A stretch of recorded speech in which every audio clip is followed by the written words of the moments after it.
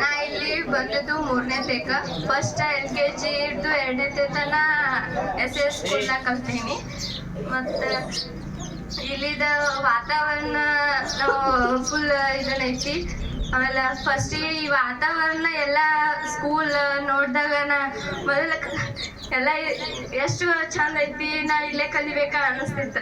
ಆಮೇಲೆ ಇಲ್ಲಿ ಬಂದ ಬಳಿಕ ಎಲ್ಲ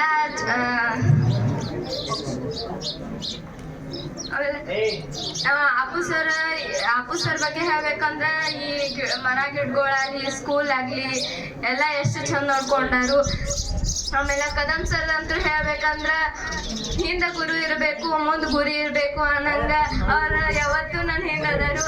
ಆಮೇಲೆ ಅವ್ರು ಗ್ರಾಮರ್ ಹೇಳೋದ್ರಾಗ ಎಷ್ಟು ಬೈತಾರು ಹೊಡಿತಾರು, ಬಟ್ ಮತ್ತೆ ಬಂದ ಎಷ್ಟು ಸಮಾಧಾನ ಹೇಳ್ತಾರು. ಆಮೇಲೆ ಮಕನ್ ಸರ್ ಹೇಳ್ಬೇಕಂದ್ರ ಶಿಸ್ತಿನ ಬಗ್ಗೆ ಭಾಳ ಹೇಳ್ಯಾರು. ಮತ್ತು ಹೊನ್ಗೋಡ್ ಸರ್ ಅಂತೂ ಹೇಳಂಗಿಲ್ಲ. ಮ್ಯಾಥ್ಸ್ ಅಂತೂ ನಾವು ಫುಲ್ ವೀಕ್ ಇದ್ದೆವು. ಸಿಕ್ಸ್ ಮಾರ್ಕ್ಸ್ ಮೇಲೆ ಡಾಟಾ ತಿದ್ದಿದ್ದಿಲ್ಲ ನಮ್ದು. ಆಮೇಲೆ ಅವ್ರು ಬಂದ ಕಿಶಿಂದ ಫುಲ್ ಈಸಿ ಆಗ್ಯವು ಹೇಳ್ಯಾರು. ಆಮೇಲೆ ನದಾಬ್ ಸರ್ ಅಂತೂ ಹೇಳಂಗೆ ಇಲ್ಲ. ದನ ಕಾಯಕನ ಕತ್ತಿ ಕಾಯಕನ ಇನ್ ಬಿಟ್ಟು ಅಂತೂ ಅವ್ರು ಏನೂ ಹೇಳ್ತಿದ್ದಿಲ್ಲ.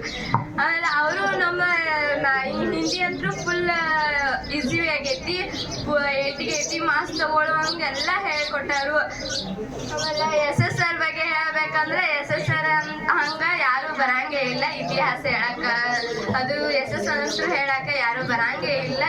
ಆಮೇಲೆ B ಸರ್ ಬಗ್ಗೆ ಹೇಳ್ಬೇಕಂದ್ರೆ ನನ್ನ ಥ್ರೋಬಾಲ್ ಲೆಫ್ಟ್ ಹ್ಯಾಂಡ್ ಪ್ಲೇಯರ್ ಅನ್ನೋರು ಒಬ್ರು ಲೆಫ್ಟ್ ಹ್ಯಾಂಡ್ ಪ್ಲೇಯರ್ ಅಂತ ಕರೀತಾರು.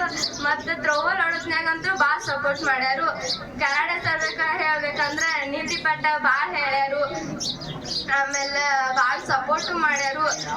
ಆಮೇಲೆ ಹಾಯರ್ಸ್ಗಳು ಹೇಳ್ಬೇಕಂದ್ರೆ ಅವ್ರ ಸೈನ್ಸ್ ಮೊದಲು ಕಾಗೆ ಟೀಚರ್ಗಳು ಅಂತಿದ್ರು. ಅವ್ರ ಹಿಂದೆ ಒಂದು ಹಾಯರ್ಸ್ಗಳು ಅವರು ಚಲೋ ಹೇಳ್ಯಾರ ನಮಗೆ.